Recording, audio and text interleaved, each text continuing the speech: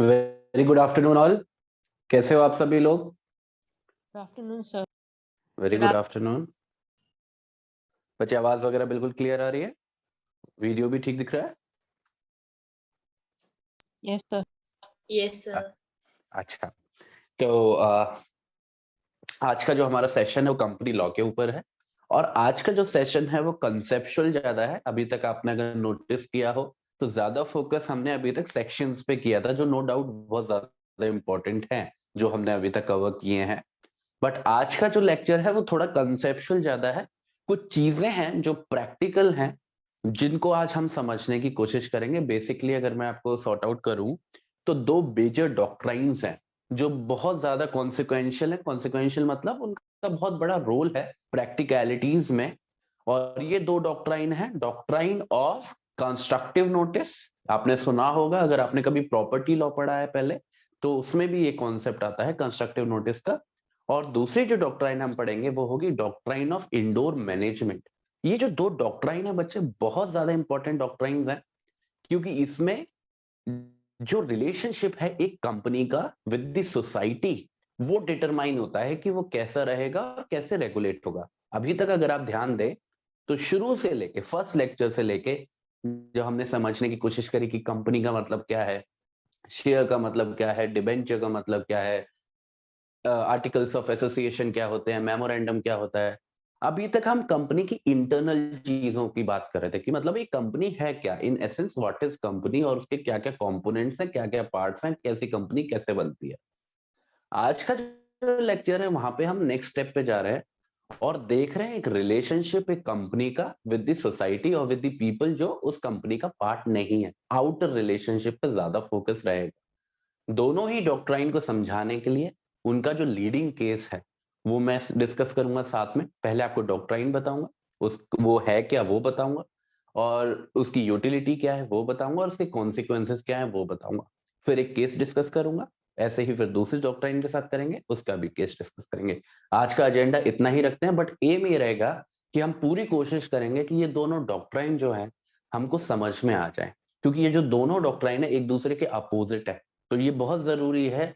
दूसरी आपको तब तक नहीं समझ में आएगी जब तक पहली वाली पूरी तरीके से क्लियर नहीं होगी। इसलिए अगर किसी भी पॉइंट पे आपको लगता है नहीं समझ में आ रहा है, ऊपर से जा रही हैं बातें, आप वही मुझे रोक दो और दोबारा पूछ लो। मैं उसको बेटर तरीके से एक्सप्लेन करने की पूरी कोशिश करूंगा। किसी ऐसी बात पे मत छोड़ना कि कल को वीडियो देख लेंगे या फिर कहीं से पढ़ लेंगे, नहीं। आप यहाँ पे हो, आप एफर्ट ले रहे हो तो डू आस्क। जब तक समझ में नहीं आए, एक बार में, दो बार में, 5 बार में, doesn't matter. What is important is कि आप जब जाओ तो जो पढ़ के जा रहे हो वो दोबारा ना पढ़ना पड़े। रिवाइज करने के लिए पढ़ना पड़े बट समझने के लिए दोबारा ना पढ़ना पड़े। क्लियर है सब कुछ? शुरू करें आज का सेशन? यस। ठीक है, तो हमारा आज कंपनी लॉ का सेशन है। और कंपनी लॉ पर्सनली मुझे बहुत इंटरेस्टिंग लगता है, क्योंकि ये एक ऐसा फील्ड है जिसमें मैंने थोड़ा सा प्रैक्टिकल काम भी किया है। जो मेरा एलएलएम था, एलएलएम के टाइम पे मैंने कुछ ऐसा चीजों में पार्टिसिपेट भी किया था जिसमें कंपनी लॉ का बहुत बड़ा रोल था। एक आई से कि मेरी सबसे अच्छी मेमोरी मेरी जो है एज अ लॉ स्टूडेंट वो नालसार की है। मैं नालसार में गया था एक मूड कोर्ट में पार्टिसिपेट करने के लिए, और that moot court was on this. It was actually on competition law, but उसमें कंपनी लॉ का बहुत बड़ा रोल था। तो मैंने काफी इसको, जो मेरी मेमोरीज हैं कि मैंने जब पढ़ी थी ये सब चीजें, they are quite quite interesting कि कैसे कैसे हम लोग करते थे, कैसे कैसे सिचुएशन से डील करते थे। तो वही तरीका जैसे मैंने समझा है इस चीज को, मैं अपना ही जो मेरा फंडा है समझने का, उसी तरीके से आपको समझाने की कोशिश करूंगा। एक इजी तरीका है, बेटर तरीका है। प्रैक्टिकलिटी से जितना जुड़े रहोगे ना बच्चे, कंपनी लॉ एक ऐसा सब्जेक्ट है, इसको जितना रिलेट कर पाओगे ना हमारे इन एंड अराउंड जो चीजें हो रही है उससे, उतना ही ये इजी होगा। और जितना इसको किताबिया चीज मानोगे, जितना मानोगे कि ये तो सेक्शन है, अरे ये तो हमारा सब्जेक्ट है, अरे ये तो एग्जाम देना है, उतना ही वो आप पे हावी होगा और उतना ही कठिन लगेगा। ठीक है, तो पहली डॉक्ट्राइन की बात शुरुआत करते हैं आज। और इस डॉक्ट्राइन का नाम जैसे मैंने आपको बताया, doctrine of constructive notice. Constructive notice, पहले शब्द को समझ लेते हैं। डॉक्ट्रिन शुरू करने से पहले शब्द को समझ लेते हैं। नोटिस क्या होता है, कोई मुझे बताएगा ये नोटिस का मतलब क्या है बच्चे?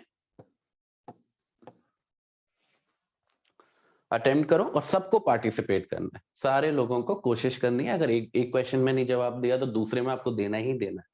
बताओ बच्चे, नोटिस क्या है? What is notice according to? ये शब्द देख के आपके दिमाग में क्या आ रहा है अभी? Sir, to pay attention to something. ठीक है,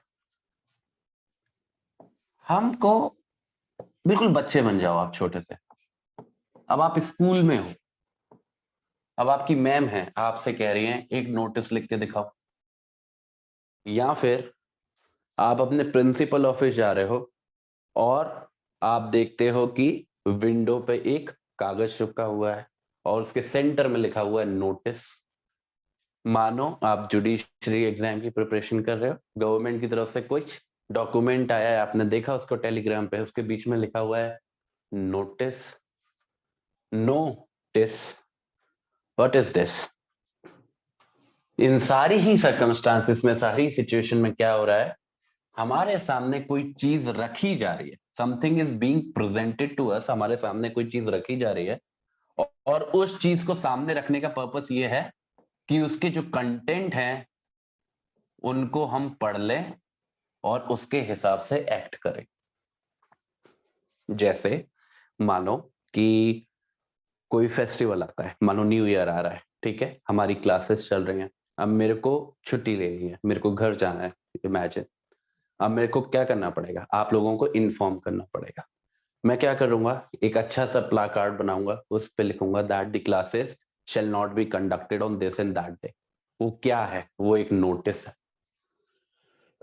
मैं जब उसको आपके व्हाट्सएप ग्रुप पे डालूंगा, उसका पर्पस क्या है, जो भी मैंने उसमें कुछ लिखा है आप उसको पढ़ लो और उसके हिसाब से ही एक्ट करो। मतलब आप उस दिन, जिस दिन की मैंने छुट्टी ली है, उस दिन आप 7 बजे यूट्यूब खोल के मत बैठ जाना मेरे इंतजार में। ये पर्पस होता है नोटिस का। तो अगर मैं एक लाइन में कंक्लूड करूं कि what is notice, a notice can be anything और एवरीथिंग जो किसी दूसरे व्यक्ति को कोई इंफॉर्मेशन देती है। ठीक है, पहली बात। अब ये जितने भी एग्जाम्पल्स हमने दिए कि मैं आपके व्हाट्सएप ग्रुप पे डाल दूं कुछ या फिर प्रिंसिपल ऑफिस के बाहर आप कोई डॉक्यूमेंट चिपका देखो, ये सारे एग्जाम्पल्स हैं एक्चुअल नोटिस के। एक्चुअल नोटिस मतलब आपके सामने वो डॉक्यूमेंट है, आपने पढ़ा, आपको वो चीज पता चली, सीधा सीधा फंडा है, कोई प्रॉब्लम नहीं। पर एक और कॉन्सेप्ट होता है, इसको बोलते हैं कंस्ट्रक्टिव नोटिस। ये कंस्ट्रक्टिव नोटिस ऐसा नोटिस है, इसमें जानकारी तो मिलनी चाहिए, समझ रहा जो मैं बोल रहा हूं, जानकारी तो मिलनी चाहिए, और वो जानकारी सीधे तौर पे नहीं मिलती है। एक्चुअल नोटिस में क्या होता है, एक सेकंड में आपको लिख देता हूं, अगर नोट्स बना रहे हो तो बच्चे बना लेना ये सारी चीजें, ठीक है। अब नोटिस हमने समझ लिया, तो दो तरीके के नोटिस होते हैं बच्चे, एक होता है एक्चुअल नोटिस, एक होता है जैसे कि यहाँ पे लिखा हुआ है कंस्ट्रक्टिव नोटिस। दो तरीके के नोटिस होते हैं। एक्चुअल नोटिस होते हैं मतलब जिसमें कोई डॉक्यूमेंट है, कोई कागज है, या किसी ने आपके आके बोला है, मतलब सीधे सीधे बात हो रही है, आपने पढ़ा सुना और आपको नोटिस मिल गया, आपको इंफॉर्मेशन मिल गई, उसके हिसाब से एक्ट कर लिया। ये सारे एग्जांपल हैं एक्चुअल नोटिस के। कंस्ट्रक्टिव नोटिस एक ऐसी सिचुएशन के बारे में बताता है, यहाँ पे ये जो इंफॉर्मेशन है ये सीधे तौर पे नहीं दी जाती है। ऐसा नहीं है कि आपके हाथ में कोई कागज दिया जाएगा या आपको कोई आके बोलेगा, ऐसा बिल्कुल भी नहीं है। ऐसा नहीं हुआ है, आपको डायरेक्टली इंफॉर्मेशन नहीं दी गई है, फिर भी ये मान लिया जाएगा कि आपके पास वो इंफॉर्मेशन थी। फिर से इस बात को रिपीट कर रहा हूं, और ये पूरा जिस्ट है इस डॉक्ट्रिन का। आपको सीधी तरीके से डायरेक्टली कोई भी इंफॉर्मेशन नहीं दी गई है, फिर भी ये मान लिया जाएगा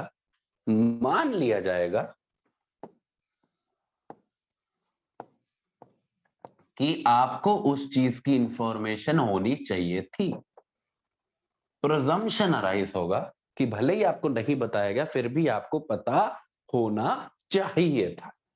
you should have known that. अब जैसे मेरा एग्जाम्पल लो, वही वाला एग्जाम्पल पकड़ लो, मुझे छुट्टी पे जाना है, अब मैंने आपके व्हाट्सएप ग्रुप पे नहीं लिखा व्हाट्सएप ग्रुप पे।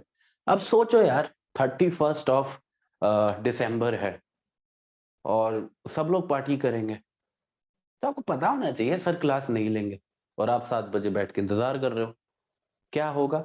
सब लोग क्या बोलेंगे, यार तुम्हें पता होना चाहिए था यार, 31 या दिवाली ले लो, दिवाली के दिन सर थोड़ी ना क्लास लेंगे, तो सर कहीं पटाखे चला रहे होंगे, है ना? तो नहीं बोला, सर ने नहीं बोला कि क्लास नहीं लूंगा, सर ने कोई मैसेज भी नहीं किया, फिर भी ये पता होना चाहिए था कि सर क्लास नहीं लेंगे। ये प्रिजम्पशन अराइज होता है, और ये प्रिजम्पशन सिचुएशन पर डिपेंड करता है कि कब अराइज होगा, कब नहीं अराइज होगा। ठीक है, तो एक बार कंक्लूड कर देता हूं अब तक का डिस्कशन।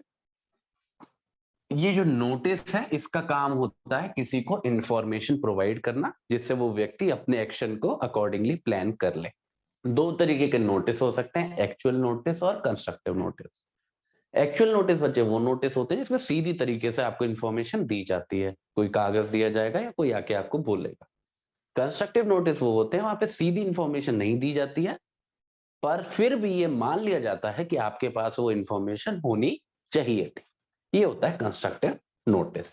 अगर अभी तक की बात क्लियर है तो एक बार यस बोल दो सब लोग। Yes. Yes, sir. Yes, sir. ठीक है, अब आ जाते हैं डॉक्ट्राइन पे। अब हमारा बेस जो है वो अच्छा स्ट्रांग हो गया। अब आ जाओ कंपनी लॉ पे वापस। अब ये डॉक्ट्रिन ऑफ कंस्ट्रक्टिव नोटिस कब अप्लाई होती है? ये हमेशा ऐसी सिचुएशन में अप्लाई होती है जब कोई आउटसाइडर, आउटसाइडर मतलब बच्चे एक ऐसा व्यक्ति जो कंपनी का नहीं है, कंपनी के बाहर का व्यक्ति है। मानो एक कंपनी है एक्स, इसके दो मालिक हैं ए और बी। कंपनी है एक्स और इसके दो मालिक हैं ए और बी, और इधर एक और बंदा है जेड, इंडिविजुअल, इसका कोई लेना देना नहीं कंपनी से। तो ये जो डॉक्ट्रिन ऑफ कंस्ट्रक्टिव नोटिस है ना, ये इन दोनों के रिलेशनशिप पे अप्लाई होती है। ठीक है, एक बाहर का व्यक्ति और एक कंपनी, एक बाहर का व्यक्ति और एक कंपनी। ये व्यक्ति भी हो सकता है कंपनी भी हो। जेड जो है वो इंडिविजुअल भी हो सकता है, कंपनी भी हो सकता है, बट हमारे लिए जरूरी क्या है कि डॉक्ट्रिन तभी अप्लाई होगी जब कोई कंपनी के अंदर का व्यक्ति नहीं, मतलब ए और एक्स के रिलेशनशिप पे ये नोटिस, ये जो है डॉक्ट्रिन अप्लाई नहीं होगी, या फिर बी और एक्स के रिलेशनशिप पे ये डॉक्ट्रिन अप्लाई नहीं होगी। ये केवल एक बाहर का व्यक्ति जो कि जेड है, या बाहर की कंपनी जो कि जेड है, और उसके और कंपनी के रिलेशनशिप में अप्लाई होगी। तो पहली रिक्वायरमेंट क्या है? एक आउटसाइडर बंदा होना चाहिए। दूसरी रिक्वायरमेंट, ये जो आउटसाइडर बंदा है ये कंपनी के साथ किसी ना किसी तरीके की डीलिंग कर रहा हो, कोई ना कोई इसकी ट्रांजैक्शन हो रहा हो। अब ये कुछ भी डीलिंग हो सकती है डिपेंडिंग ऑन द सिचुएशन। अब एक्स, मानो कि एक्स कंपनी का काम है कि वो जूते बनाती है, तो जेड जो है वो उसका कस्टमर है, तो जेड ने ऑर्डर दिया है 100 शूज का और वो वापस उसको डिलीवरी कर रहे हैं। किसी भी तरीके का लेन देन हो सकता है। हो सकता है कि एक्स कंपनी को पैसे की जरूरत हो, उधार की जरूरत हो, और जेड जो हो वो एक बैंक हो, तो वो एक्स जो है लोन ले रहा है जेड से, तो ये भी जेड जो है आउटसाइडर है और दोनों में डीलिंग हो रही है। किसी भी तरीके की डीलिंग हो सकती है, पैसे की, सामान की, और भी किसी चीज की, कोई भी डीलिंग हो किसी भी आउटसाइडर के साथ। अगर ऐसा है, बहुत ध्यान से सुनना, अब आ रहे हैं मेन बात पे। अगर एक बाहर का व्यक्ति किसी कंपनी के साथ डील कर रहा है तो प्रिजम्पशन अराइज होगा। अभी मैंने आपको बताया था ना, प्रिजम्पशन मतलब ऐसा मान के चलेंगे। किस चीज को मान के चलेंगे? नोटिस को, कि आपके पास इंफॉर्मेशन है। किसके पास इंफॉर्मेशन है? आउटसाइडर के पास। मतलब ये जो जेड व्यक्ति है, ये मान के चलेंगे कि इस जेड व्यक्ति के पास इंफॉर्मेशन है। इंफॉर्मेशन है मतलब नोटिस है। अब आप पूछोगे सर क्या इंफॉर्मेशन है, कौन से इंफॉर्मेशन की बात हो रही है? अब सुनो, वो सारी इंफॉर्मेशन जो कंपनी के मेमोरेंडम में लिखी हुई है, वो सारी इंफॉर्मेशन जो कंपनी के आर्टिकल्स ऑफ एसोसिएशन में लिखी हुई है, या फिर वो सारी इंफॉर्मेशन जो इन दोनों डॉक्यूमेंट के अलावा और भी किसी डॉक्यूमेंट में कंपनी के, जो कि एक पब्लिक डॉक्यूमेंट है, उसमें लिखी हुई है, ये मान के चलेंगे इस व्यक्ति को, इस आउटसाइडर को उन सब का ज्ञान है। उसे पता है इस कंपनी के मेमोरेंडम में क्या लिखा है, इसे पता है इस कंपनी के आर्टिकल्स ऑफ एसोसिएशन में क्या लिखा है, और उसे ये भी पता है जो बाकी के डॉक्यूमेंट्स हैं जो पब्लिक के लिए अवेलेबल है। पब्लिक डॉक्यूमेंट्स का मतलब होता है ऐसे सारे डॉक्यूमेंट्स जो कोई भी पब्लिक का आदमी एक्सेस कर सकता है, देख सकता है। ऐसे सारे डॉक्यूमेंट जो हैं कंपनी के, ये मान के चलेंगे कि जेड को उसकी नॉलेज है या नहीं, भले ही उसने ना पढ़े हो, भले ही उसने कभी इस वो एक्स कंपनी को लोन देने को तैयार बैठी है ये बैंक, हो सकता है जेड ने ना ही मेमोरेंडम पढ़ा हो, ना ही आर्टिकल्स पढ़े हो, ना ही और कोई डॉक्यूमेंट पढ़ा हो, फिर भी ये मान के चलेंगे, ये प्रिजम्पशन अराइज होगा कि जेड ने वो पढ़ा है, क्योंकि ये सारे डॉक्यूमेंट्स पब्लिक हैं, कोई भी उन व्यक्ति को पढ़ सकता है। और आप किसी कंपनी से डील कर रहे हो तो ऑब्वियसली आप उसको जानोगे, समझोगे वो कंपनी है क्या, क्या चीज है, तभी तो उसको कोई उसके साथ कोई डीलिंग करोगे, ऐसे तो मुंह उठा के कर नहीं दोगे, है ना। इसलिए ये जो डॉक्ट्रीन है कंस्ट्रक्टिव नोटिस की, वो ये बोलती है अगर कोई आउटसाइडर व्यक्ति किसी कंपनी के साथ डील करता है तो हमेशा प्रिजम्पशन अराइज होता है किसका, नोटिस का। और नोटिस के कंटेंट क्या होंगे, वो सारी चीजें जो मेमोरेंडम में लिखी हैं, आर्टिकल्स ऑफ एसोसिएशन में लिखी हैं, और जो बाकी के डॉक्यूमेंट में लिखी हैं जिनका नेचर पब्लिक है। इस स्लाइड के कंटेंट आप सबको समझ में आए? कोई है जिसको कंफ्यूजन है, कोई अभी भी? देखिए एक बार। No, sir. सारे पॉइंटर्स क्लियर हैं आप सबको? 100% सब बोलेंगे? Yes, sir. Yes sir. ठीक है। अब कौन से डॉक्यूमेंट्स को हम पब्लिक डॉक्यूमेंट्स बोलते हैं? जब याद करो आप, जब मैं आपको मेमोरेंडम पढ़ा रहा था, आर्टिकल्स ऑफ एसोसिएशन पढ़ा रहा था, मैं बार बार आपसे बोल रहा था ये दोनों ही डॉक्यूमेंट बहुत इंपॉर्टेंट है, क्योंकि ये क्या बताते हैं, कंपनी का कैरेक्टर बताते हैं कि वो कंपनी कैसी होगी। और वो कंपनी कैरेक्टर कैसे बताएंगे, वो तभी बताएंगे जब कोई भी व्यक्ति उनको एक्सेस कर सकता है। मुझे जानना है कि कोई कंपनी कैसी है तो मेरे को मौका तो मिले, मैं जान तो सकूं, मेरे पास मीन्स तो हो उसको करने के। अगर ऐसा है तो वो उसके केस में प्रिजम्पशन अराइज हो जाएगा हर व्यक्ति के खिलाफ जो कि उस कंपनी से डील कर रहा है। अब देखो क्या करेगी सरकार, जो भी डॉक्यूमेंट है कंपनी के, मेमोरेंडम है, आर्टिकल्स है, उनको पब्लिकली अवेलेबल करा दिया। अब गवर्नमेंट ये तो नहीं करेगी कि आके आपको जबरदस्ती बैठ के पढ़ाए। पढ़ना तो आपकी जिम्मेदारी है, पढ़ना तो आपको ही पड़ेगा। अब आप चाहे पढ़ो चाहे ना पढ़ो, वो आपकी मर्जी है, पर ये प्रिजम्पशन हमेशा लगेगा कि आपको पता है कि वो कंपनी क्या है, कैसी है, किसके पास क्या पावर्स हैं, क्या डील कर सकती है, क्या उसका काम है। हर चीज ये मान के चला जाएगा कि आपको पता है। और इसके लिए जो हमारा सेक्शन 399 है वो बहुत इंपॉर्टेंट है। देख लेते हैं एक बार 399 को। जो हमारा सेक्शन 399 है कंपनीज एक्ट का, ये बात करता है इंस्पेक्शन किसका, डॉक्यूमेंट्स का जो कि रजिस्ट्रार के पास है। Inspection of documents kept bye registrar. मैंने आपको बताया था चाहे वो आर्टिकल्स की बात रही हो चाहे वो मेमोरेंडम की बात रही हो, कि वो दोनों कहाँ सबमिट होते हैं, रजिस्ट्रार के पास। तो रजिस्ट्रार उनका रिकॉर्ड रखता है, ठीक है। तो आर्टिकल जो हमारा सेक्शन 399 है इसी की बात करता है। और सेक्शन 399 कहता है, वैसे तो बहुत बड़ा है पर हमारे लिए जो रिलेवेंट पार्ट है वो इतना सा कहता है कि कोई भी व्यक्ति, एनी पर्सन, मतलब कोई भी, कोई भी हो सकता है, बिजनेस का व्यक्ति हो सकता है, पॉलिटिक्स का बंदी होता है, एक आम आदमी हो सकता है, कोई भी, ठीक है, एनी पर्सन इंस्पेक्ट कर सकता है। मतलब इंस्पेक्ट का मतलब है देखना, पढ़ना। इंस्पेक्ट कर सकता है वो सारे ही डॉक्यूमेंट्स जो एक कंपनी रजिस्ट्रार के पास फाइल करती है, रजिस्टर कराती है।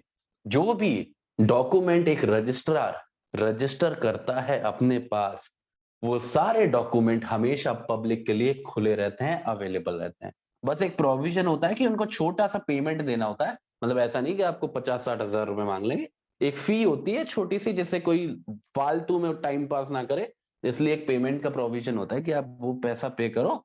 कोई भी व्यक्ति दे सकता है, ना केवल देख सकता है, रजिस्ट्रार से वो इस बात की गारंटी भी ले सकता है कि वो जो डॉक्यूमेंट है जो उसने रजिस्ट्रार के ऑफिस में देखा है वो असली है। मतलब सर्टिफाइड कॉपी भी इशू करवा सकता है रजिस्ट्रार से उस पे। मतलब अगर उसने उसकी फोटो कॉपी ली है, कोई डॉक्यूमेंट है रजिस्ट्रार के पास, उसकी अगर उसने कॉपी निकलवाई है तो रजिस्ट्रार उस पर स्टैंप लगा के देगा कि हाँ ये असली कॉपी है, ये मेरे ऑफिस से निकाली गई है। तो सेक्शन 399 जनरल पब्लिक को बहुत ज्यादा पावर देता है। उनमें से कोई भी किसी भी डॉक्यूमेंट को इंस्पेक्ट कर सकता है जो रजिस्ट्रार के पास है, छोटी सी पेमेंट देके, और उसको सर्टिफाई भी करा सकता है। ये एक सेक्शन है दोस्तों, सेक्शन 399, जिसकी वजह से ये डॉक्ट्रिन ऑफ कंस्ट्रक्टिव नोटिस चल पाती है, क्योंकि पब्लिक के लिए वो खुला है, वो उनके पास अपॉर्चुनिटी है कि वो जाके कोई भी इंफॉर्मेशन एक्सेस कर सकते हैं। और कोई भी समझदार बंदा, कोई भी समझदार व्यक्ति जो किसी कंपनी के साथ डील करता है, वो सेक्शन 399 का फायदा जरूर उठाता है और उस कंपनी को जानता है, समझता है, स्टडी करता है, फिर ही उसके बारे में डील करता है, क्योंकि उसे पता है कि अगर कल को कुछ ऊंच नीच हो गई तो ये जो डॉक्ट्रिन ऑफ कंस्ट्रक्टिव नोटिस है ये मेरे खिलाफ अप्लाई होगी। मतलब कोर्ट तो ये कह देगा कि आपको पता होना चाहिए था, अब गलती हो गई तो हम कुछ नहीं कर सकते इस बारे में। ठीक है बच्चे, 399 समझ में आ गया आप सभी लोगों को? सर जी जी। सर जो ये डॉक्यूमेंट्स होते हैं, आर्टिकल्स और मेमोरेंडम, हम्म, इंटरनेट पे भी तो हम्म। अवेलेबल रहते होंगे ना कंपनी? हाँ, आप देखो मॉडर्न जमाने में, इनफैक्ट आप अगर कंपनीज एक्ट पढ़ोगे तो उसमें शब्द इलेक्ट्रॉनिक रिकॉर्ड्स लिखा हुआ है। ज्यादातर डॉक्यूमेंट्स का आजकल डिजिटलाइजेशन होता है। आप वेबसाइट पे जाओ, फी पे करो, आप घर पे बैठ के देख सकते हो, आपको जाना भी जरूरत नहीं। तो उसमें भी ये प्रोसीजर रहता है कि पूरा आपको सर्टिफिकेशन मिलेगा कि आप? बिल्कुल बिल्कुल बिल्कुल, आप अप्लाई करोगे तो टाइम लगता है, विद इन 2-3 वर्किंग डेज आपके ईमेल पे आ जाता ओके सर। है। जी बच्चा, एक और कोई क्वेश्चन पूछ रहा था? सर हम्म सर ये जो पेमेंट जो ये होता है, जो हम्म रजिस्टर आपको देता है, ये आउटसाइडर देता है ना? हाँ, जो भी डॉक्यूमेंट को इंस्पेक्ट कर रहा है वो देता है। Okay sir. Processing fee type की। अब क्या होता है ना, हमारे इंडिया में क्या सब जगह ही है, कोई चीज फ्री हो जाती है ना, मतलब अपने जुडिशरी कोर्स पर कमेंट नहीं कर रहा, बट कोई चीज फ्री हो जाती है तो कोई भी मुंह उठा के आ जाता है, उसके भले ही उसको यूज हो ना हो, तो थोड़ा सा फिल्टर आउट करने के लिए ये चीजें करी जाती हैं। ठीक है, ओके सर। चलिए आप देखते हैं केस के थ्रू हमको समझ में आ जाएगा कि डॉक्ट्रिन है क्या और ये कैसे अप्लाई होती है प्रैक्टिकली। लीडिंग केस है और आपको ये लिखना ही लिखना है एग्जाम में, कोटला वेंकटस्वामी वर्सेस चिंताराम। ये दोस्तों बहुत पुराना केस है, 1934 का केस है, मद्रास हाई कोर्ट का केस है। पर ये केस बहुत इंटरेस्टिंग है और ये आपको पूरा हेल्प करेगा समझाने की कि ये जो डॉक्ट्रीन है, जो कंस्ट्रक्टिव नोटिस की, ये इसका क्या क्या कितना कितना खतरनाक कॉन्सिक्वेंस हो सकता है। तो सबसे पहले रेशियो देख लेते हैं कि हम इस केस को पढ़ क्यों रहे हैं, इसकी इंपॉर्टेंस क्या है। इसमें पहली चीज जो मद्रास हाई कोर्ट ने बोली है वो ये बोली है, one who deals with a company is bound by law of estoppel. मतलब एक ऐसा व्यक्ति जो किसी भी कंपनी के साथ कोई भी डीलिंग करता है वो लॉ ऑफ एस्टॉपल से बंधा होता है। Law of estoppel.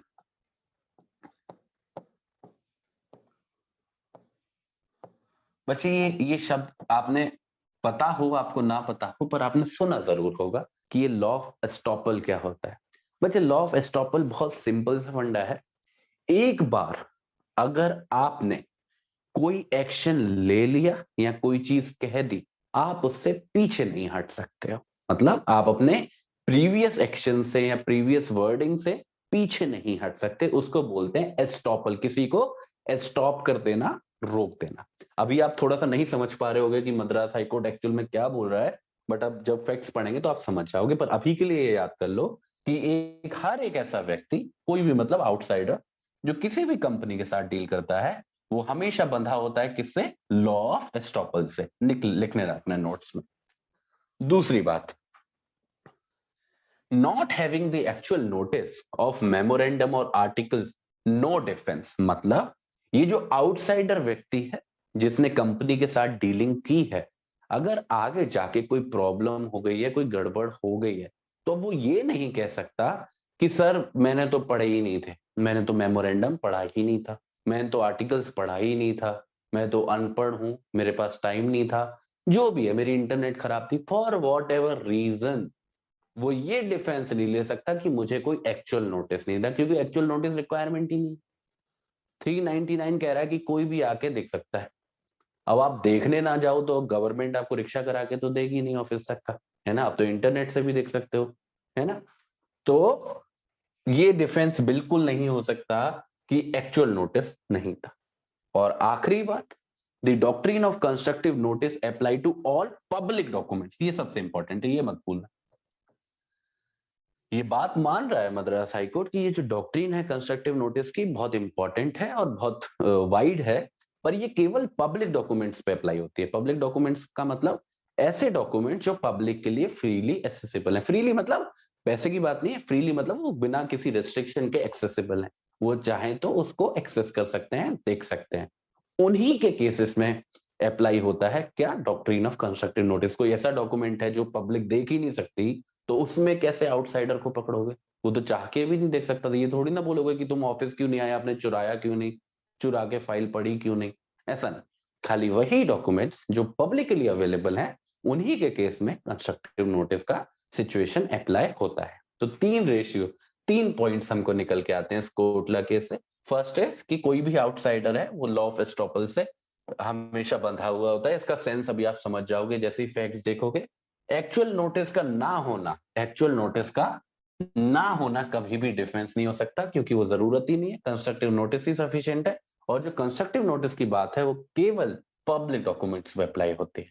ठीक है, ये वाली बातें समझ में आ गई बच्चे? Yes sir. ठीक है, एक बार फैक्ट्स देखते हैं बच्चे। इसमें क्या हुआ है, मेनली जो डीलिंग हुई है वो एक आउटसाइडर में हुई है और एक कंपनी में हुई है। ठीक है, और जो डीलिंग है वो मॉर्टगेज डीड की है। मॉर्टगेज डीड की गई है। मॉर्टगेज का मतलब आप समझते हो? कोई मुझे बताएगा व्हाट इज मॉर्टगेज? गिरवी रख के कोई चीज बिल्कुल बिल्कुल, लेना। हाँ, कि गिरवी रखना और गिरवी रख के पैसे मार्केट से उठा लेना। जैसे पिक्चरों में देखा होगा आपने, बूढ़ी माँ बेचारी रिक्शा विक्शा करके जाती है, अपने सारे गहने गिरवी रख देती है और फिर पैसे से अपने हॉस्पिटल में पड़े बेटे का इलाज कराती है। तो कुछ वैसा ही होता है। क्या चीज? मॉर्टगेज। तो इसमें क्या हुआ, एक डीलिंग हुई है कंपनी में और एक लेडी है उसमें, और कंपनी ने मॉर्टगेज करी है प्रॉपर्टी और उसके बदले पैसा उठाया है। ठीक है, और इसमें ये जो कंपनी है इसका जो आर्टिकल्स ऑफ एसोसिएशन है, मेमोरेंडम नहीं बच्चे, आर्टिकल्स ऑफ एसोसिएशन है, उसमें एक आर्टिकल है आर्टिकल 15। और वो आर्टिकल 15 कहता है कि जो भी डीड्स होंगी, जैसे मॉर्टगेज डीड हो गई, हुंडीज हैं, चेक्स हैं, सर्टिफिकेट्स हैं, और कोई भी अदर डॉक्यूमेंट, मतलब कोई भी एक ऐसा डॉक्यूमेंट जो कंपनी को किसी भी तरीके से बाइंड कर सकता है, ठीक है, किसी भी लाइबिलिटी में ला सकता है, ऐसे सारे डॉक्यूमेंट्स साइन करे जाएंगे। किसके द्वारा? 3 लोगों के द्वारा। मैनेजिंग डायरेक्टर भी साइन करेगा, सेक्रेटरी भी साइन करेगा, और वर्किंग डायरेक्टर भी साइन करेगा। मतलब ऐसी कोई भी डीड हो गई, चेक हो गया, जो कंपनी के बिहाफ पे दिया जा रहा है, कंपनी के नाम से दिया जा रहा है, जो कंपनी को किसी भी तरीके से बाइंड कर रहा है, वो ये जरूरी है कि वो मैनेजिंग डायरेक्टर भी साइन करे, सेक्रेटरी भी साइन करे, और वर्किंग डायरेक्टर भी साइन करे। 3 लोग साइन करेंगे। और ये बात आर्टिकल 15 में लिखी हुई है, आर्टिकल्स ऑफ एसोसिएशन के। और आर्टिकल्स ऑफ एसोसिएशन क्या होता है बच्चे? एक पब्लिक डॉक्यूमेंट। ठीक है, मतलब कोई भी जनता का आदमी किसी भी कंपनी का आर्टिकल्स ऑफ एसोसिएशन जाके देख सकता है रजिस्ट्रार ऑफिस में। और उसी के आर्टिकल 15 में ये बात लिखी हुई थी। अब दोस्तों हुआ क्या कि ये जो मॉर्टगेज डीड करी गई ना बच्चे, इसमें साइन जो थे वो केवल 2 लोगों के थे। एक तो सेक्रेटरी ने साइन किया हुआ था और एक वर्किंग डायरेक्टर ने साइन किया गया था। मतलब नंबर 2 और नंबर 3 ने साइन करे थे, नंबर 1 के उस पर साइन ही नहीं थे। ठीक है, तो एक मॉर्टगेज डीड है, उसमें 3 लोगों के साइन चाहिए आर्टिकल 15 के हिसाब से, पर साइन केवल 2 लोगों के। ऐसी सिचुएशन में सवाल अराइज ये हो रहा है कि ये जो मॉर्टगेज डीड है इसका क्या करें, इसका क्या करा जा सकता है। अब क्या हुआ आगे, ये जो कंपनी थी, ये जो कंपनी थी, अब ये कंपनी हो गई फेल और ये लिक्विडेशन में चली गई। लिक्विडेशन में जाना मतलब अब इसके एसेट्स वगैरह सब कुछ बेचा जा रहा है, खत्म किया जा रहा है काम।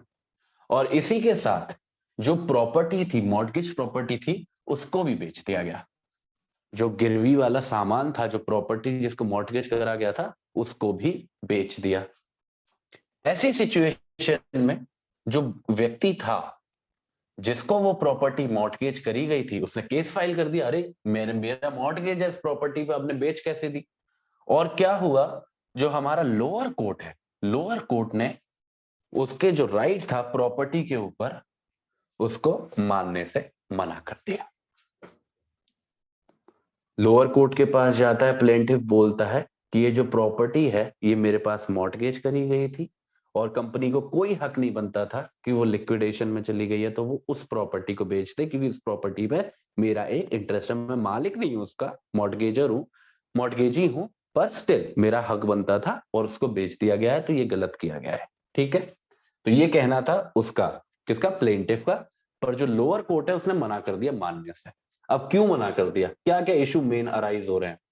पहला ये अराइज हो रहा है कि ये जो प्लेंटिफ बंदा है, क्या ये कुछ कर सकता है, इसके पास कोई भी रेमेडी अवेलेबल है इस मॉर्गेज डीड पे। ये जो लेडी है जिसके फेवर में जो मॉर्गेज डीड करी थी कंपनी ने, जिसपे केवल 2 लोगों के साइन थे, बल्कि 3 लोगों के होने चाहिए थे, क्या उस डीड की कोई वैल्यू है, पहला सवाल। दूसरा, क्या वो मॉर्गेज डीड को मान सकते हैं कि वो वैलिड है, मतलब सही से एग्जीक्यूट करी गई है। और क्या सबसे महत्वपूर्ण, क्या कंपनी को लायबल कर सकते हैं उस मॉर्गेज डीड के बिना पे, क्या कंपनी को बांध सकते हैं मॉर्गेज डीड के बिना पे। क्योंकि आर्टिकल्स तो कह रहे हैं कि 3 लोगों के साइन होने चाहिए, असली में 2 लोगों के ही साइन है, पर जो 2 लोगों के साइन है वो भी तो कंपनी के लोग हैं, छोटे मोटे लोग नहीं, सेक्रेटरी, वर्किंग डायरेक्टर। तो क्या कंपनी को बांध करें कि नहीं करें, ये मेन सवाल है। अब देखिए कोर्ट कैसे डिसाइड कर रहा है, ये सबसे इंपॉर्टेंट है हमारे लिए। मद्रास हाई कोर्ट ने बोला कि सिचुएशन को समझो, आप पहले सिचुएशन को समझो।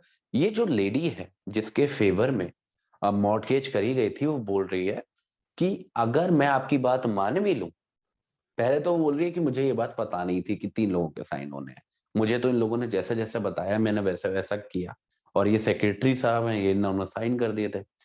फिर उसने एक और बात बोली, आप बोल रहे हो कि मैनेजिंग डायरेक्टर के साइन होने चाहिए थे, पर भाई साहब जिस समय ये मॉर्गेज डीड करी गई है ना, उस समय पे जो हमारे मैनेजिंग डायरेक्टर थे इस कंपनी के, वो जेल में थे, जेल में बंद थे, तो वो साइन कैसे करते। और दूसरी बात एक और बोली लेडी ने, वो बोलती है ये जो पैसा मेरे से लिया गया ना, ये जो कंपनी को अपनी प्रॉपर्टी मॉर्गेज करनी पड़ी, ये नौबत ही इस वजह से आई थी क्योंकि ये इसके मैनेजिंग डायरेक्टर जेल में थे, इनको पैसा चाहिए था जिससे वो उस मैनेजिंग डायरेक्टर को छुड़वा सके। तो कैसे बोल सकते हो कि आप मैनेजिंग डायरेक्टर के साइन नहीं थे इसलिए मॉर्गेज डीड नहीं है। तो लेडी ने भी अपना केस बिल्कुल अच्छी तरीके से सामने रखा कि जो मैनेजिंग डायरेक्टर था वो जेल में था, तो साइन कैसे करे। इनफैक्ट जो मुझसे पैसा लिया वो इसी वजह से लिया था कि उसको जेल से छुड़वाना था। पर कोर्ट ने बोला आप कुछ भी बोल लो, कितनी भी कहानियां सुना लो, कोई भी आपकी सिचुएशन रही हो, कोई भी सर्कमस्टांसेस हो, पर जो आर्टिकल्स में लिखा है, मतलब जो आर्टिकल 15 में लिखा है वो नहीं बदलेगा। जो आर्टिकल में लिखा है वही माना जाएगा। और आर्टिकल में क्या लिखा है कि किसी भी डीड में 3 लोगों के साइन होने चाहिए। अब आपको पता था नहीं पता था कोई फर्क नहीं पड़ता, अगर आप उसको एक्चुअल नोटिस नहीं था, आपको सच में वो बात नहीं पता थी, फिर भी आप ही की गलती है। आप जाके आप इतना बड़ा पैसा दे रहे थे कंपनी को, आपको पता करना चाहिए था कि कैसे होती है, कैसे डीड साइन होती है, क्या प्रोसीजर है, क्या इन्होंने लिखा हुआ है। और आप 15 वही नंबर है, आप पढ़ते तो आपको पता चल जाता कि 3 लोगों के साइन चाहिए।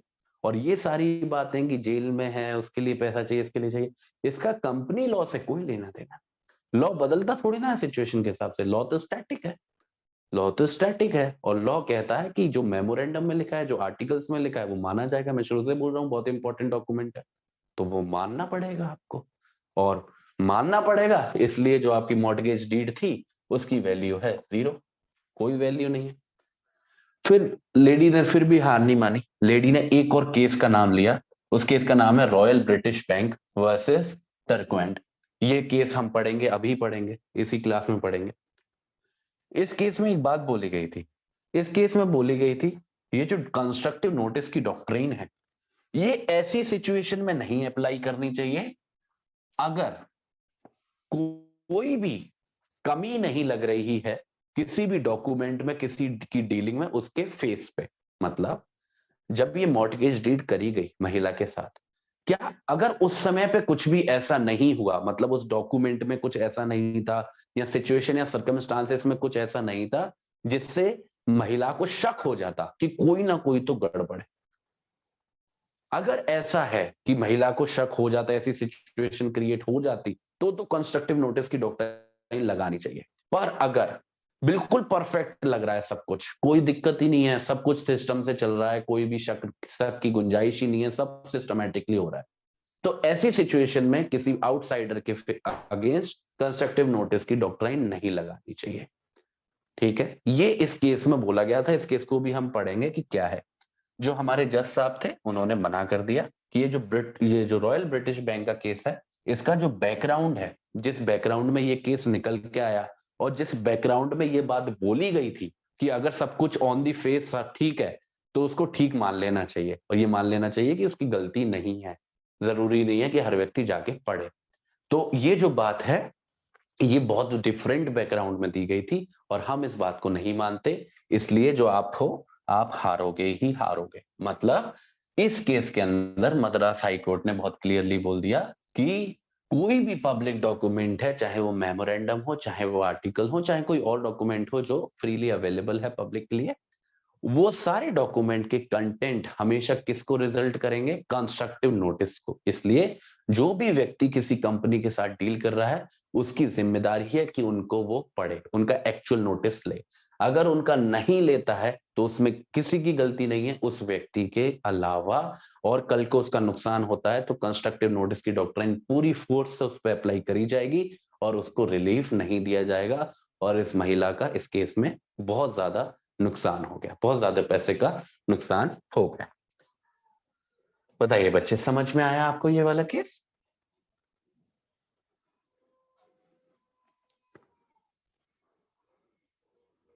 क्लियर हुआ बच्चे? Yes sir. सर कोई क्वेश्चन है कुछ? जो आपने रॉयल ब्रिटिश बैंक वर्सेस टर्कमेंट का केस बताया, उसको एक बार समझा दीजिए, आपने क्या बताया अभी?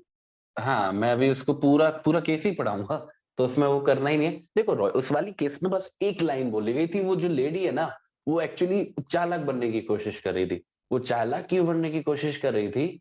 वो कह रही थी, उस केस में एक लाइन बोली गई है कि अगर जो पूरी डीलिंग है एक बाहर वाले बंदे के बीच में और एक कंपनी के बीच में, अगर वो बिल्कुल ऊपर से बिल्कुल सही लग रही है, मतलब कुछ भी उसमें ऐसा नहीं है जिससे कोई भी आम आदमी देख के बता देगा कि कुछ गड़बड़ है, अगर सब कुछ ठीक है, कोई शक की गुंजाइश नहीं है, मतलब डॉक्यूमेंट देखने में बिल्कुल सही है, उसमें कोई कॉलम खाली नहीं है, या फिर जिस सिचुएशन में वो सारी चीजें हुई सब कुछ ठीक था, कहीं से भी ऐसा एहसास नहीं हुआ कि कोई कमी है या कंपनी कोई बदमाशी देने की कोशिश कर रही है, अगर ऐसा है तो फिर कंस्ट्रक्टिव नोटिस नहीं लगाना चाहिए। ऐसा उस केस में बोला गया था कि on the face of it अगर सब कुछ ठीक है तो उसको मत बाउंड करो, क्योंकि यार वो उसको कोई शक की गुंजाइश ही नहीं थी। उसको कहीं महिला ये कह रही थी कुछ सब कुछ बढ़िया से हुआ, सेक्रेटरी साहब ने हमको चाय पिलाई, मैं तो कितनी बार ऑफिस गई, कभी नहीं लगा कि मैनेजिंग डायरेक्टर के साइन होने चाहिए, कभी उसमें पेपर में भी कोई ऐसा अलग से नहीं बना रखा कि यहाँ पे साइन होंगे मैनेजिंग डायरेक्टर के, तो मुझे क्या पता मैनेजिंग डायरेक्टर के भी साइन होंगे। हाँ मेरे से गलती हुई है, मैंने नहीं पढ़े आर्टिकल्स, इसलिए मुझे माफ कर दो। पर उसने बोला नहीं, आर्टिकल्स आपको पढ़ने चाहिए, पब्लिक डॉक्यूमेंट है, और उसका कंस्ट्रक्टिव नोटिस के बेस पे उसके खिलाफ डिसाइड कर दिया। ठीक है सर, बट जो मैनेजिंग डायरेक्टर थे वो तो जेल में थे, तो उसको हाँ। तो नहीं होना। तो ये किसने बोला है कि जेल में साइन नहीं कर सकते? ऐसा तो कोई रूल नहीं है। पेपर लेके जाती कम, वो कंपनी की जिम्मेदारी। देखो व्हाट इज इंपॉर्टेंट इज कि आपको देखना चाहिए था कि क्या क्या रिक्वायरमेंट है। अगर आपने आर्टिकल्स पढ़े होते, अगर इस लेडी ने इमेजिन करो आर्टिकल्स पढ़े होते, इसको पता चल जाता कि मैनेजिंग डायरेक्टर की भी साइन चाहिए, सेक्रेटरी की भी चाहिए, वर्किंग डायरेक्टर की। तो ये डिमांड करती ना कंपनी से कि आपको अगर मेरे से पैसा चाहिए तो मैनेजिंग डायरेक्टर के साइन लाओ, क्योंकि वहां पे लिखा हुआ है कि कोई भी डीड एग्जीक्यूट ही नहीं हो सकती वैलिडली। अब वो कंपनी कैसे भी साइन करती, उसको जेल से भगाती या फिर उसको बेल पे छुड़ाती या फिर जेल से साइन करवा के लाती, वो उसका जिम्मेदार। पर आप अपनी तरफ से तो चीजें क्लियर रखते हैं ना, आप अपना नुकसान, इसमें नुकसान किसका हुआ? कंपनी के तो मजे आ गए, फ्री का पैसा मिल गया उनको, तो समझ रहे हो? Yes, ठीक है, बड़े अगली डॉक्ट्रिन पे। yes. Doctrine of constructive notice सबको समझ में आ गई? किसी को कोई डाउट है? चलो बढ़ते हैं हमने अगली डॉक्ट्रिन पे। इस डॉक्ट्रिन का नाम है डॉक्ट्रिन ऑफ इंडोर मैनेजमेंट। ये जस्ट अपोजिट है कंस्ट्रक्टिव डॉक्ट्रिन के, जस्ट अपोजिट। इंडोर मैनेजमेंट मतलब अंदर की बात, ठीक है, गलत सेंस में मत लेना, बट वही है इसका ट्रांसलेशन, वही कर सकते हो, ठीक है। तो ये जो डॉक्ट्रिन ऑफ इंडोर मैनेजमेंट है, जैसे कि मैंने बताया अपोजिट है, तो एक तरीके से एक्सेप्शन है किसका? कंस्ट्रक्टिव नोटिस की डॉक्ट्रिन का एक्सेप्शन है। अब इसमें क्या क्या होता है, जैसे कि कंस्ट्रक्टिव नोटिस के केस में था, इस केस में भी आउटसाइडर है, मतलब एक व्यक्ति है, जैसे Z था और कंपनी है X, एक आउटसाइडर और कंपनी में इंटरेक्शन हो रहा है, ठीक है, डीलिंग हो रही है किसी भी तरीके की, कोई भी डीलिंग हो सकती है, पैसे की हो सकती है, सामान की हो सकती है, कुछ भी, किसी भी प्रकार की डीलिंग हो रही है। पर यहां पे अलग क्या है, यहां पे जो भी कंपनी की इंटरनल प्रोसीडिंग्स है, मतलब कंपनी का जो अंदर का मैकेनिज्म है, जो अंदर का सिस्टम है कि कौन सी चीज कैसे करी जाती है, उसके बारे में प्रिजम्पशन अराइज होता है। और वो प्रिजम्पशन क्या है? वो प्रिजम्पशन ये है कि कोई भी कंपनी, मतलब X, कोई भी कंपनी जो बाहर के व्यक्ति के साथ डीलिंग कर रही है, तो Z ये मान के चलेगा, ये प्रिज्यूम करके चलेगा कि कंपनी में सब कुछ ठीक है, मतलब अंदर की जो प्रक्रिया है सारी, जो भी रिक्वायरमेंट्स हैं, जो भी सिस्टम है, वो सब कुछ ठीक अच्छे तरीके से करा जा रहा है। ये बिल्कुल भी रिक्वायर्ड नहीं है कंपनीज एक्ट के द्वारा कि जो Z है वो रात में चुपचाप से जाए कंपनी में और सारे कैमरा चेक करे कि कौन क्या कर रहा है क्या नहीं कर रहा है। नहीं, ये एक Z जो है ये मान के चलेगा कि जिस कंपनी से वो डीलिंग कर रहा है, लेन देन कर रहा है, वो एक बढ़िया कंपनी है, ठीक कंपनी है, उसके लोगों सारे सही काम कर रहे हैं और सारी जो रिक्वायरमेंट्स है किसी भी चीज को करने की, वो पूरी करी जा रही हैं। आप याद करो, जो हमारा डॉक्ट्रिन ऑफ कंस्ट्रक्टिव नोटिस था, उसमें भी प्रिजम्पशन अराइज हो रहा था, पर उसमें आउटसाइडर के खिलाफ अराइज हो रहा था, कि मतलब ये मान के चलेंगे कि Z को सारी बातें पता हैं X के बारे में, जो भी मेमोरेंडम और आर्टिकल्स ऑफ एसोसिएशन में लिखी हुई हैं। यहां पे उल्टा हो रहा है, यहां पे Z ये मान के चलेगा, Z ये मान के चलेगा कि X के अंदर सारी चीजें सही हो रही हैं। तो ये जो प्रिजम्पशन है, ये वाला इंडोर मैनेजमेंट वाला, ये कंपनी के खिलाफ होता है और इसके फेवर में होता है। और कंस्ट्रक्टिव नोटिस का जो डॉक्ट्रिन है वो इसके फेवर में होता है, कंपनी के फेवर में होता है और इसके खिलाफ होता है। याद करो पहले वाला केस, कंपनी का फायदा हुआ था और वो बेचारी लेडी हार गई थी, पर यहाँ पे उल्टा है। यहाँ की सिचुएशन में देखें तो वो लेडी ये मान कर चल सकती है कि कंपनी में सब कुछ ठीक हो रहा है, ठीक है। तो एक बार ये जो प्रिजम्पशन है ना, कंपनी में सब कुछ ठीक हो रहा है, ये हर चीज के बारे में नहीं है, ये केवल उन चीजों के बारे में है जो कंपनी के अंदर की बात है, इंटरनल प्रोसीडिंग्स है। यहां पे आपको फर्क समझ में आ जाएगा। जो भी कंपनी कोई भी चीज करती है उसको दो भागों में बांटा जा सकता है, ध्यान से सुनना। एक तो होती है कंपनी की एक्सटर्नल पोजीशन, एक होती है कंपनी की इंटरनल मशीनरी। जो कंपनी की एक्सटर्नल पोजीशन होती है, इसका मतलब है उसका मेमोरेंडम, उसके आर्टिकल्स ऑफ एसोसिएशन और उसके बाकी के सारे डॉक्यूमेंट जो पब्लिक देख सकती है, तो वो क्या है? एक्सटर्नल है, वो चीज जो कंपनी बाहर के लोगों को दिखा रही है। यहां पे तो कंस्ट्रक्टिव डॉक्ट्राइन पूरी तरीके से अप्लाई होती है, आप अभी देख के आए हो। दूसरी होती है इंटरनल मशीनरी, ये अंदर की बात होती है। यहां पे कोई कंपनी कैसे चलती है, कोई डिसीजन कैसे लिया जाता है, क्या सिस्टम चलता है, वो ऐसी चीजें हैं जो इन यहाँ पे लिखी हुई नहीं है, जो मेमोरेंडम ऑफ एसोसिएशन में नहीं लिखी, आर्टिकल्स में नहीं लिखी या ना किसी और डॉक्यूमेंट में लिखी है। वो ऐसी जगह पे लिखी है या ऐसे कंट्रोल में है जो कंपनी के अंदर है। मतलब पब्लिक, आप जैसे लोग, मेरे जैसे लोगों के पास कोई मीन्स नहीं है कि जान सके वो कंपनी के अंदर क्या हो रहा है। तो ये जो सारी चीजें, जो भी फैक्ट्स, जो भी सिचुएशन इस इंटरनल मशीनरी का पार्ट है, उसमें प्रिजम्पशन अराइज होता है इंडोर मैनेजमेंट का, कि ये मान के चलेगा बाहर वाला व्यक्ति, क्योंकि वो नहीं पता लगा सकता कि सब कुछ ठीक हो रहा है या नहीं। मानो किसी कंपनी में एक ऐसा सिस्टम है कि कोई भी जैसे डॉक्यूमेंट है वो साइन होगा, उसमें सेक्रेटरी साइन करेगा और उसमें सेक्रेटरी के बाद मैनेजिंग डायरेक्टर साइन करेगा। ऐसा उनका इंटरनल मशीनरी का पार्ट है, उन्होंने सिस्टम बना रखा है। ये चीज उन्होंने मेमोरेंडम में नहीं लिखी है, ना ही आर्टिकल्स में लिखी है। तो आप जेड को ये थोड़ी ना कह सकते हो आपको पता होना चाहिए था। अरे जब मेमोरेंडम में नहीं लिखी, आर्टिकल्स में नहीं लिखी, उसे कैसे पता? और ये चीज उनका अंदर का सिस्टम है। तो जेड ये मान के चल सकता है कि जो भी रिक्वायरमेंट थी, चाहे मैनेजिंग डायरेक्टर का साइन हो चाहे सेक्रेटरी का, वो किया गया था। ये प्रिज्यूम करके चलेगा कि सब कुछ ठीक है, सब कुछ बढ़िया है। ठीक है, अभी केस पढ़ेंगे तो आपको और क्लियर हो जाएगा। ठीक है, और ये जो डॉक्ट्राइन है, क्योंकि मैंने बताया कंस्ट्रक्टिव नोटिस के अपोजिट है, ये कभी भी पब्लिक डॉक्यूमेंट्स पे अप्लाई नहीं होता है। कंस्ट्रक्टिव नोटिस की डॉक्ट्राइन केवल पब्लिक डॉक्यूमेंट्स पे अप्लाई होती है, मतलब ऐसी चीजों पे जिसको पब्लिक देख सकती है। और इंडोर मैनेजमेंट कभी भी पब्लिक डॉक्यूमेंट्स पे अप्लाई नहीं होती, ऐसी चीजों पे अप्लाई होती है जिसमें जिसको पब्लिक देख नहीं सकती। केवल कंपनी के जो मेंबर्स हैं, जो कंपनी के लोग हैं, जो उस कंपनी में काम करते हैं, केवल उन्हीं को वो जानकारी हो सकती है। ठीक है, एक बार क्विकली रिवाइज करा देता हूं, और इस रिवीजन में मेरा मेन फोकस रहेगा मतलब बताने का इंडोर मैनेजमेंट का। इंडोर मैनेजमेंट का मतलब यह है कि कोई भी जब बाहर का व्यक्ति किसी कंपनी के साथ डील करता है, उस कंपनी की जो भी इंटरनल प्रोसीडिंग्स हैं उसके बारे में वो ये मान के चलेगा, ये प्रिजम्पशन लेके चलेगा कि उसकी जो इंटरनल मशीनरी है उसमें सब कुछ ठीक है, सब कुछ परफेक्ट है, कोई भी बदमाशी, कोई भी चोर गुजारी नहीं हो रही है, सब बढ़िया चल रहा है। ठीक है, अगर कल को कंपनी कोई अंदर से कोई बदमाशी करती है तो उसका कोई जिम्मेदार नहीं होगा, वो बिल्कुल जिम्मेदार नहीं होगा, और उसकी जो भी डीलिंग है वो पूरी की जाएगी, या उसका जो पैसा है वो पूरा वापस किया जाएगा। ठीक है, अगर कोई भी परेशानी इंटरनल मशीनरी के अंदर है, उसके लिए कभी भी ये जो आउटसाइडर है वो जिम्मेदार नहीं हो सकता, क्योंकि वो ये मान के चलेगा कि कंपनी में अंदर की चीजें सारी ठीक हो रही है। उसकी जो जिम्मेदारी है वो केवल पब्लिक डॉक्यूमेंट्स तक लिमिटेड है, ऐसी चीजों तक लिमिटेड है जिनको वो देख सकता है, समझ सकता है, जैसे मेमोरेंडम ऑफ एसोसिएशन और आर्टिकल्स ऑफ एसोसिएशन। बताइए बच्चे, ये स्लाइड आपको समझ में आ गई है? Yes sir. सभी लोगों को क्लियर है? Yes sir.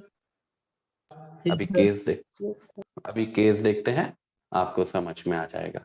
वही वाला केस है जिसकी वो लेडी हेल्प लेने की कोशिश कर रही थी। रॉयल ब्रिटिश बैंक वर्सेस टर्कोइंट का केस है, बहुत पुराना केस है, बहुत माना हुआ केस है, 1856 का केस है। इसका रेशियो पढ़ते हैं। इसमें हुआ क्या? पहला, अब इसमें कोर्ट ने बोला affairs of a company appears to be perfectly consistent with MOA और एओए। यहां पे थोड़ा सा ध्यान से सुनना जो बातें मैं बोल रहा हूं। यहां पे कोर्ट बोल रहा है अगर कोई जो आउटसाइडर व्यक्ति है, जो हमारे एग्जाम्पल में कौन था, जेड, अगर ये जो आउटसाइडर व्यक्ति है जो कंपनी एक्स के साथ डील कर रहा है, अगर उसे ऊपर ऊपर से, मतलब जैसा वो गया था ऑफिस, या उसकी जिससे भी फोन पे बात हुई या ईमेल पे बात हुई, ऊपर ऊपर से ऐसा कुछ भी नहीं हुआ जो उसकी नॉलेज में है जिसमें उसे लगे या शक हो कि कोई गड़बड़ है, अगर ऐसा कुछ भी नहीं हुआ है, सब कुछ उसे लग रहा है कि बढ़िया है, कोई भी शक की गुंजाइश नहीं है, तो ऐसी सिचुएशन में इंडोर मैनेजमेंट की डॉक्ट्राइन अप्लाई होती है। तो सबसे पहली रिक्वायरमेंट क्या है इंडोर मैनेजमेंट की डॉक्ट्राइन अप्लाई करने का? कि ऊपर ऊपर से कोई भी ऐसी बात ना हो, कोई भी ऐसी चीज ना हो जो शक पैदा करे कि कंपनी में कोई ना कोई गड़बड़ है। अगर ऐसा है, अगर कुछ ऐसा हुआ था कि जिससे जेड को ये अंदाजा लग जाना चाहिए था कि एक्स एक बदमाश कंपनी है, फिर भी जेड ने एक्स के साथ डीलिंग करी है, तो इंडोर मैनेजमेंट की डॉक्ट्रिन अप्लाई। ये बहुत जरूरी है कि जेड को बिल्कुल भी आइडिया ही ना हो कि एक्स अपने अंदर इंटरनल मैनेजमेंट में क्या करता है। ठीक है, अगर ऐसा है तो अगर उसके बाद कोई भी इरेगुलरिटी होती है, मतलब कोई भी ऊंच नीच होती है, कहां पे? इंटरनल मैनेजमेंट में। इंटरनल मैनेजमेंट मतलब ऐसी चीजें जो memorandum of association, articles of association और अदर पब्लिक डॉक्यूमेंट्स का पार्ट नहीं है। अगर कोई भी इरेगुलरिटी होती है इंटरनल मैनेजमेंट में, उसकी जिम्मेदारी कभी भी उस आउटसाइडर की नहीं रहेगी, जेड की नहीं रहेगी, केवल उस कंपनी की ही होगी, क्योंकि जेड को कैसे पता कि कोई कंपनी अंदर से कैसे चल रही है। और इस डॉक्ट्रीन की जरूरत क्यों पड़ी? Chances of misuse. जब बच्चे doctrine of constructive notice I, doctrine of constructive notice कहती है कि कोई व्यक्ति जो किसी कंपनी के साथ डील कर रहा है उसकी ये जिम्मेदारी है कि वो उस कंपनी के बारे में सारी जानकारी ले। अब कंपनी अगर चाहे तो उस चीज को मिसयूज भी कर सकती है। अगर ये जो जिम्मेदारी हम केवल पब्लिक डॉक्यूमेंट्स तक लिमिट ना करें, तो मानो मैंने कोई लेडी, उसी लेडी को पकड़ लो, मैंने उस लेडी को लिया, ठीक है, उससे पैसे ले लिए, उसके फेवर में मॉर्टगेज डीड दे दी। अब मेरे कंपनी के इंटरनल मैनेजमेंट का सिस्टम है कि कोई भी डीड होगी उस पर साइन जो होंगे वो मैनेजिंग डायरेक्टर के भी होंगे, सेक्रेटरी की भी होंगे और वर्किंग डायरेक्टर के भी होंगे। ये मेरे इंटरनल मैनेजमेंट का पार्ट है, ये मैंने अपने आर्टिकल्स में नहीं लिखा है, ये मेरे मेमोरेंडम में नहीं लिखा है। मतलब लेडी को तो कोई ऑप्शन नहीं है कि उसे ये पता लग पाए कि 3 लोगों के साइन चाहिए होते हैं। अब मेरा ये इंटरनल सिस्टम था, ये खाली हमें ही पता हो सकता था, वो लेडी तो पता नहीं कर सकती। अब मैं जान पूछ के उस डीड पे केवल 2 लोगों के साइन करा दूं, केवल सेक्रेटरी के करा दूं, केवल वर्किंग डायरेक्टर की करा दूं, मैनेजिंग डायरेक्टर की कराऊं ना, और वो बेचारी को क्या पता चलेगा, वो दे देगी पैसा। अब कल को जब वो पैसा मांगने आए मैं तो कहूं नहीं नहीं, ये तो डीडी बेकार है। अरे हमारे यहाँ तो सिस्टम है कि 3 लोगों के साइन होते हैं, इस पे तो केवल 2 लोगों के साइन है, तो ये खराब है, हम आपका पैसा नहीं देंगे।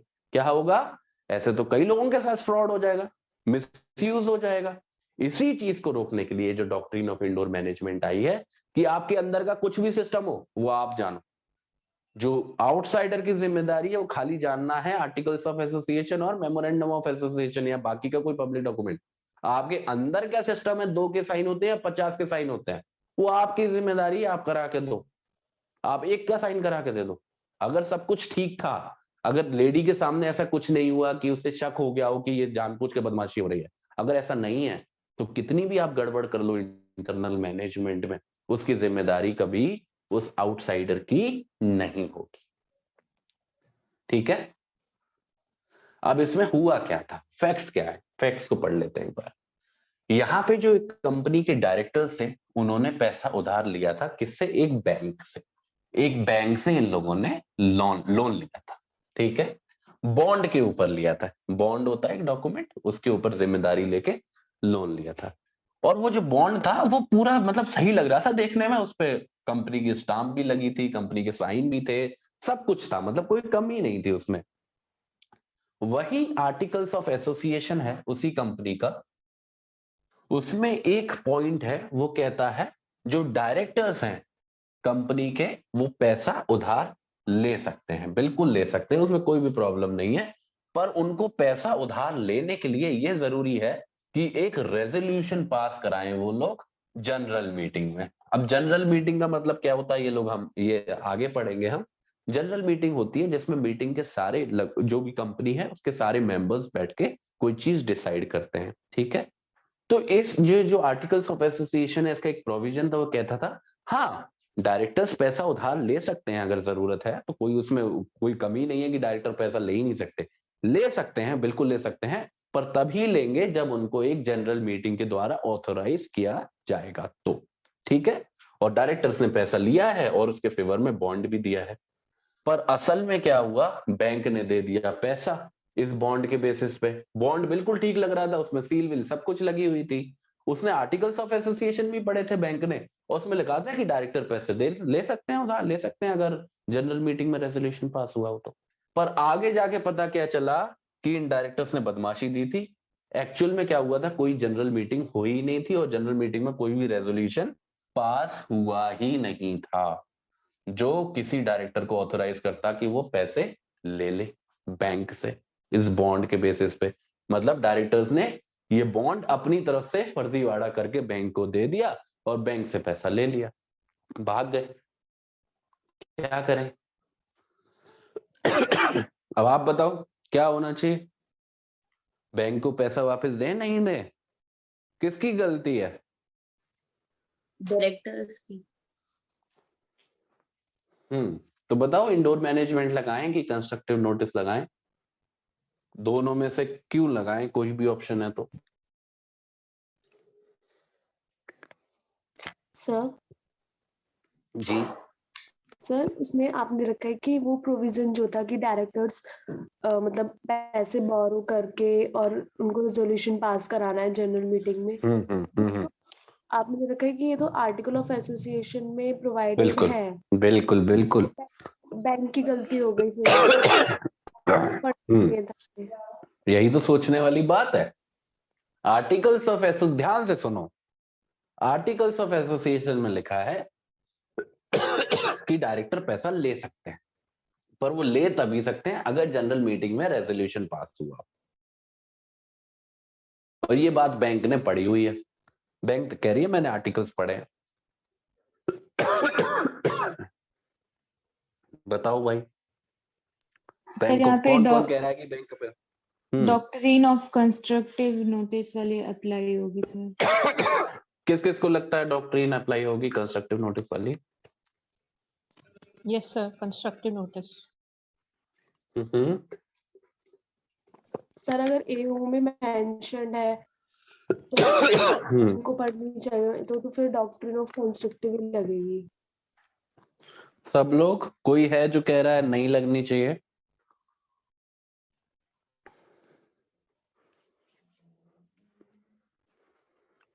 सोचो, दिमाग लगाओ। सर शायद जो रेजोल्यूशन है वो इंटरनल मैनेजमेंट पे डिपेंड करता है, रेजोल्यूशन पास करना या नहीं करना, इसीलिए बहुत अच्छा, indoor management. Perfect perfect answer, perfect answer. बिल्कुल यही डिसीजन है इस केस का बच्चे, जो आपने अभी बोला। आ जाओ देखते हैं कोर्ट क्या बोल रहा है। आर्टिकल्स ऑफ एसोसिएशन में या फिर मेमोरेंडम में कहीं पे भी ये नहीं लिखा कि डायरेक्टर पैसा उधार नहीं ले सकते। इनफैक्ट ये लिखा हुआ है कि पैसा उधार ले सकते हैं। हाँ, वो वाली बात भी लिखी है कि रेजोल्यूशन पास कराना पड़ेगा, पर ऐसा कहीं नहीं लिखा कि पैसे नहीं ले सकते। पर सबसे महत्वपूर्ण बात, ये तो लिख दिया आर्टिकल में कि जनरल मीटिंग के द्वारा ऑथराइज हुआ जाएगा, पर बच्चे किसी कंपनी की जनरल मीटिंग हुई या नहीं हुई, होती है तो कैसे होती है, कहाँ पे ऑफिस है, ये बैंक को कैसे पता चलेगी? क्या करेगा बैंक? बैंक को कैसे पता चला? बैंक तो मेंबर है नहीं उस कंपनी का, उसको तो बुलाएंगे नहीं जनरल मीटिंग में। बैंक को कैसे पता चलेगी कि कोई जनरल मीटिंग हुई या नहीं हुई, कोई रेजोल्यूशन पास हुआ या नहीं हुआ? वो तो इंटरनल मैटर है। सोचो, जनरल मीटिंग कराना, रेजोल्यूशन पास कराना, क्या इसमें बाहर वाले व्यक्ति का रोल हो सकता है? क्या वो रेजोल्यूशन रजिस्ट्रार के पास रजिस्टर होता है क्या? नहीं। क्या जनरल मीटिंग इंफॉर्मेशन रजिस्ट्रार के पास जाती है क्या? नहीं। क्या वो रेजोल्यूशन पब्लिक डॉक्यूमेंट होगा? नहीं। बैंक को कैसे पता चलेगा?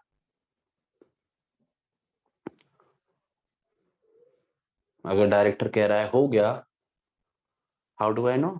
या नहीं हुआ, हाउ डू आई नो? उसके पास तो कोई भी मीन्स नहीं है जिससे पता चले। अब वो डिटेक्टिव तो अपॉइंट करेगा नहीं उसके लिए। समझ पा रहे हो? Passing a resolution is an internal matter.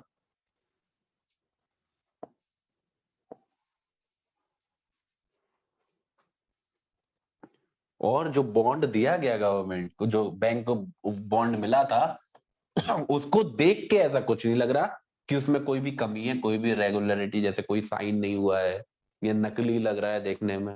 बिल्कुल ठीक लग रहा है, परफेक्ट लग रहा है। तो मतलब on the face of it ऐसा कुछ भी नहीं है जिससे बैंक को शक हो जाता कि कोई बदमाशी हो रही है। इसलिए जो प्रिजम्पशन है, मैंने बताया था ना इंडोर मैनेजमेंट का प्रिजम्पशन क्या होता है, कि बाहर का व्यक्ति ये मान के चलेगा कि जिसके साथ वो डील कर रहा है वो बिल्कुल ईमानदारी से काम कर रहा है, कोई भी बदमाशी की बात नहीं है। और यही वो बैंक मान के चली, डायरेक्टर्स से डील कर रही थी, उन्होंने उसको बॉन्ड दिया, बैंक ने उनको पैसा दिया। आर्टिकल्स में लिखा है कि पैसा उधार ले सकते हैं वो रेजोल्यूशन पास करने के बाद। और बैंक को क्या पता रेजोल्यूशन होगा नहीं होगा, कैसे होगा? That is internal matter. इसलिए कंपनी जो है वो बाउंड मानी गई और उसको पैसा चुकाना पड़ा, भले ही वो डायरेक्टर्स पैसा लेके निकल लिए। यहाँ पे किसका नुकसान हो गया? हमारी बेचारी कंपनी का। अब मुझे बताओ कि आप सेटिस्फाई हो पा रहे हो कि अभी भी थोड़ा सा अंदर से लग रहा है कि सर नहीं?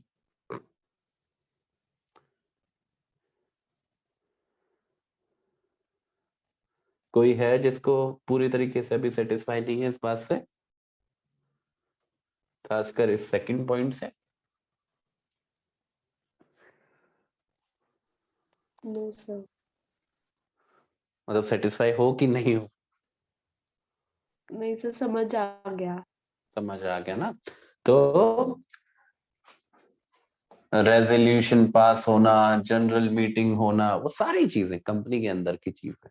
वो बाहर के व्यक्ति का उसका कोई लेना देना नहीं है। तो उसको हम ये भी नहीं इमेजिन कर सकते कि वो पता हो उसको या वो पता करे। ठीक है, इसी वजह से उसका भार उसके ऊपर कैसे आएगा, इसलिए कंपनी को देना पड़ा और इंटरनल मैनेजमेंट वाली डॉक्ट्रिन अप्लाई हुई और कंपनी का क्या हो गया? नुकसान हो गया। ठीक है, चलिए, तो आज हमने दो डॉक्ट्रिन सीखी है। डॉक्ट्रिन ऑफ कंस्ट्रक्टिव नोटिस, ये किसके खिलाफ जाती है? आउटसाइडर्स के खिलाफ जाती है, क्योंकि ये क्या कहती है कि जितने भी पब्लिक डॉक्यूमेंट्स हैं ये मान के चलेंगे कि उस आउटसाइडर को उन सब की जानकारी है। कल को वो ये नहीं कह सकता मैंने तो पढ़ा नहीं। दूसरी तरफ है डॉक्ट्रिन ऑफ इंडोर मैनेजमेंट। इसमें क्या है? ये किसके खिलाफ जाती है? कंपनी के खिलाफ जाती है। ये क्या बोलती है? जो भी कंपनी के इंटरनल मैटर्स हैं उसमें वो आउटसाइडर ये मान के चलेगा कि सब कुछ ठीक ठाक से हो रहा है।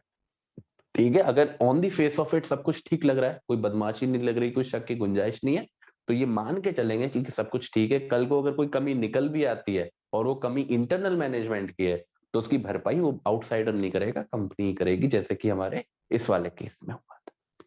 ठीक है दोस्तों, कल हमारी क्लास कंपनी लॉ की ही है, 4 बजे है। कल कुछ और बढ़िया सा टॉपिक उठाएंगे, समझने की कोशिश करेंगे। और थैंक यू सो मच। किसी को कुछ बोलना है? कुछ एनीथिंग नो या वाइंड अप करें? चलिए, कल मिलते हैं अपने टाइम पे 4 बजे। Bye bye. Thank you Thank you, sir. sir. Bye.